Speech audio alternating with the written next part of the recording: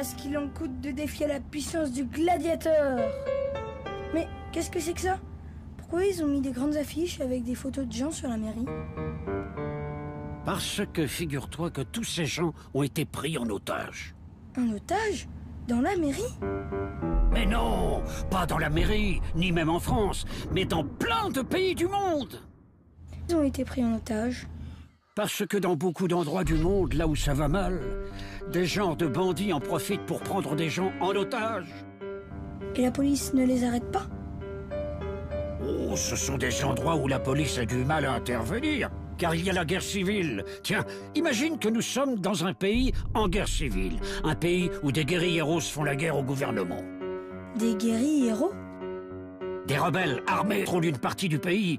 Comme ils ne sont pas assez forts pour battre le gouvernement, ils ont eu l'idée de prendre des otages, de faire comme les bandits qui kidnappent des gens riches pour obtenir une rançon.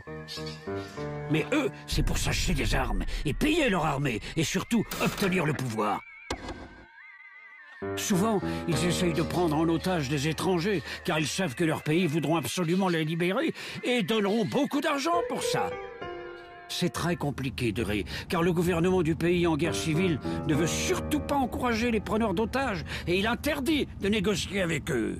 Alors comment on fait? C'est très compliqué.